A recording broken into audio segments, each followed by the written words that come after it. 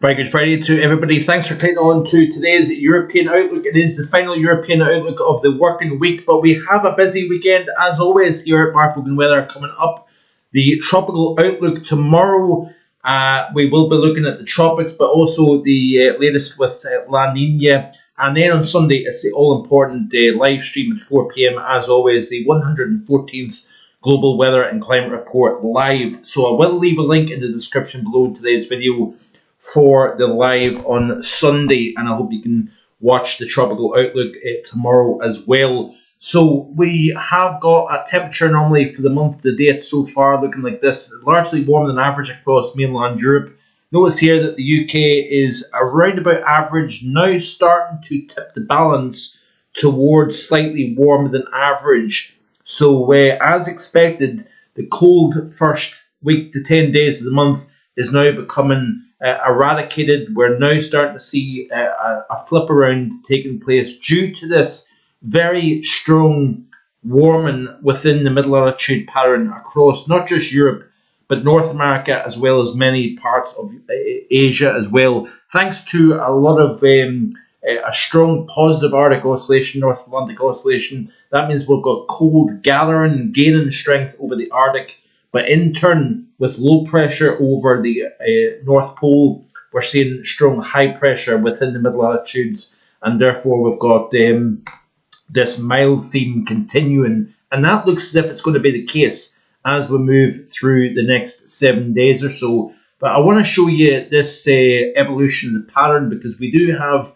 a rather concerning scenario still unfolding across southern areas of Europe. Due to this blockiness, this high pressure dominated pattern across the majority of Europe at the moment, we're seeing systems moving in off the Atlantic. We've got a reasonably strong jet, a zonal jet, crossing the Atlantic, but with high pressure acting as a barrier over Europe, we're seeing the slowdown in the eastward progress of the system. So what we're seeing is a frontal feature moving towards the UK and Ireland. That's getting slowed down due to the high over Central and Northern Europe. But then you notice here a cut-off feature developing here just to the south of Ireland. That is going to create some gales along the southwest of the UK and southern Ireland. But notice heights are coming up over the top. So this is becoming cut off, divorced from the main flow. And what is going to happen is we're seeing this trough extending down into Iberia. And therefore, we're going to see a consequential rain event coming back into play once again. We've seen flooding across parts of southern France, central and southern Europe. We're also seeing it across parts of Spain. And this situation is going to likely create another potential severe rainfall event across parts of Iberia as we move through the course of the weekend. So there's that trough getting driven south into Spain, into western portions of the Mediterranean basin. And you notice that we're going really very quickly back to a pattern that we've seen happen so many times. We've got this blocking across central and northern Europe. We've got these cut-off lows that they drop into a relatively warm, moist environment. And when you've got cold air in the mid and upper levels, a vortex within the atmosphere dropping into an area that is typically warmer, but also you've got the fuel of the warmer than average Mediterranean, warmer than average Atlantic. You've got an increased recipe for extreme rainfall. And this is the big concern as we progress through the upcoming weekend and into the early portions of next week. And then you notice here heights are pretty strong. Notice the centre of the high is centred just to the west of the UK and Ireland here. That then, according to the GFS, builds in over the UK and Ireland during the course of next week. And this is a dry theme for the UK, Ireland, but a very wet theme down across Spain and Portugal. In terms of rainfall anomaly here, this is how it's looking over the next 7 days. So no surprise, dry across the UK, Ireland, the majority of Europe. But notice here, we've got significant anomalies, positive rainfall anomalies across the majority of Iberia, but particularly so eastern Iberia, southern France. These are areas that are already, hardest hit from recent extreme rainfall. Now, the good news is there hasn't been a huge amount over the last 72 hours. We've had some heavy rainfall across Scandinavia, not so much across the UK or Ireland. We've seen the heaviest rainfall across parts of Italy and Central Europe and eastern Spain, southern portions of France. We've only seen a very, very small amount over the last 72 hours or so. But the concern is that this is the rainfall projections of the ArcPage model for the next several days. This takes out to 18 UTC on Monday the 28th. And look at the heavy rainfall across parts of eastern Iberia, the Pyrenees, but also across high ground of southeastern France and parts of northwestern Italy. We could see in excess of 300 millimeters of rain fall between now and the end of Monday. And obviously this is already saturated ground due to recent rainfall events that has taken place so far in recent weeks. In terms of wind, interesting, obviously, that there's that feature that's developing to the south of Ireland. You can see here some fairly strong winds associated with that developing feature. As all that energy runs up against that wall of high pressure over Europe, that allows a little spin up, a little area of low pressure to develop.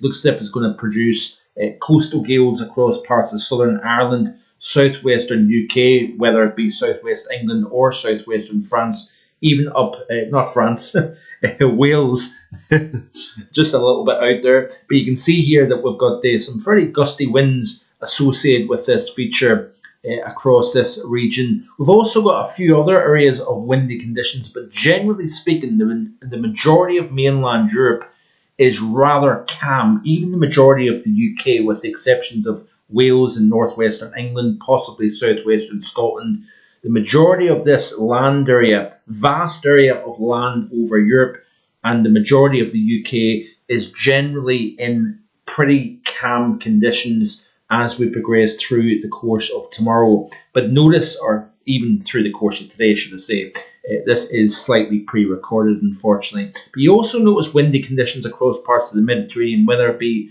around to the west of Italy and also to the southeast between Greece and Turkey. We've got some fairly windy conditions here. And we've also got some very windy conditions within the Baltic Sea as well. So the Baltic Sea, the Mediterranean and the Celtic Sea, seeing some wave action, windy conditions, even gale force conditions. But the majority of the land areas is seeing a lack of wind, which is obviously a good thing. Going back to the weeklies, I want to show you the temperature anomalies. So obviously this is the upcoming 5-day period.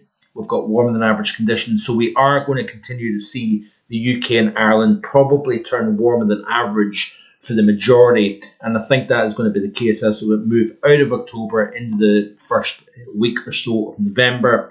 Looking at the 6 to 10 day temperature anomalies, still warmer than average according to the GFS Ensemble. The 11 to 15 day still warmer than average. Some people are probably saying, Mark, I thought it was going to get cold. I thought we were going to see a negative Arctic oscillation, North Atlantic oscillation. I want to remind you of one important factor. The MJO is still in phase 5. This is the plot showing that we are in a very amplified phase 5 of the MJO. That is representative of blocking over the UK, Ireland and Europe here. So we're in a weather mode that you would associate with a phase 5 of the MJO. However, as you can see here, according to GFS Ensemble, we will go into phases 6. That again is a blocky, high pressure dominated pattern, especially close to the UK and Ireland. But then as we progress through day 5 to 10, 10 to 15, like I showed you in yesterday's video, we will see the eastward progress of the MJO rotating into phases 7, 8 and 1. And those are promoting of blocking within the upper latitudes of the planet.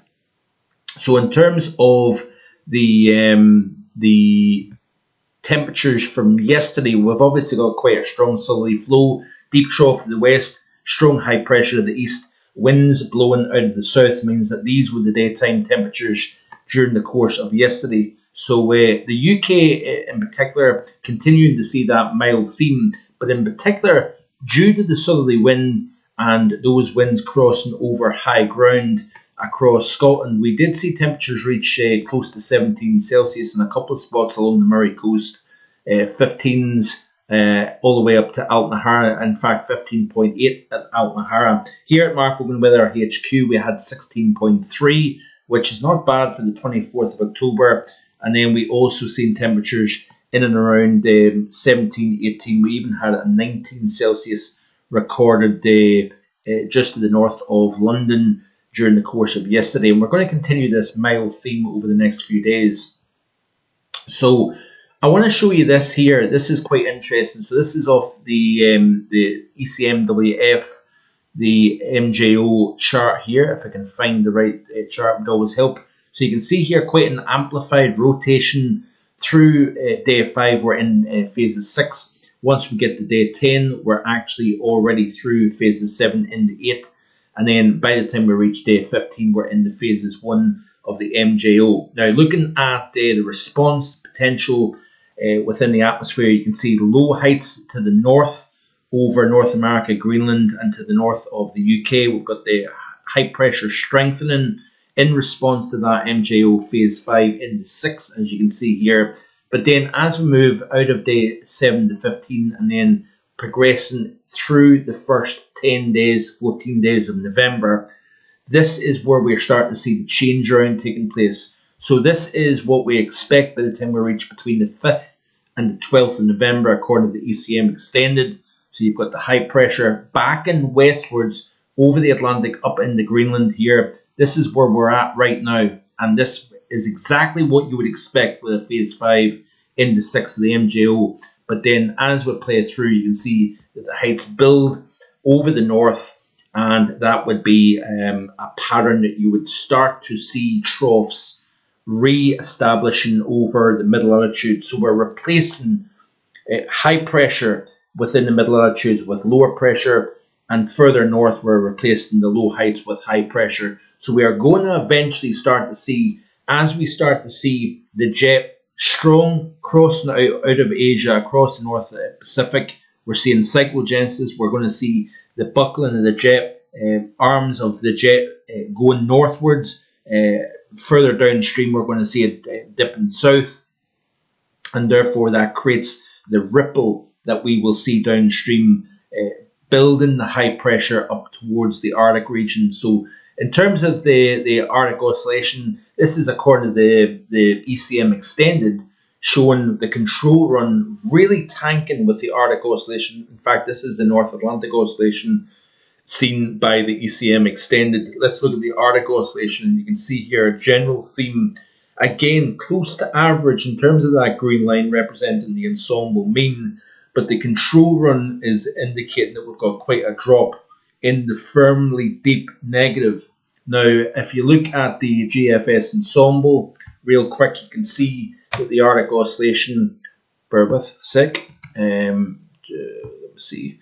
So you can see here with the GFS ensemble, we're going from deep negative, strong positive, back towards neutral once again. It's a little bit reluctant to get down towards neutral and negative here, but nonetheless, it is showing a decrease, and I would expect to see the ensemble continuing that trend. Looking at the NAO according to the ensemble, you can see that it is positive at the moment, expected to go towards neutral. And then you've got a range of different members showing still staying in positive, but we've also got a range of models indicating that it drops into quite firm negative territory going forward. The modelling struggles to see what's going on with regards to the MJO and the type of response we may see within the mid to high latitude atmosphere. So certainly it is all to play for as we move through the course of the next couple of weeks here. But it's important to emphasize that we can't rush this kind of change in the pattern. As I've emphasized quite strongly in yesterday's video, that we're still in that phase 5 into phase 6, where it will take time for the atmosphere to respond to that heat release from that convection within the western portion of the Pacific. As that continues to progress east, we'll see the ripple effect taking place with changes going on initially over the Pacific. That transfers over North America, over the Atlantic, and then eventually into Europe here. So I would expect to see that change overall over the next couple of weeks here. So that's it for today. Thanks for watching. Do check out the Tropical Outlook tomorrow and the live stream 4 p.m. on Sunday. And I hope you can subscribe to the channel if you haven't already done so. Enjoy the rest of your Friday and have a great weekend ahead. Bye-bye.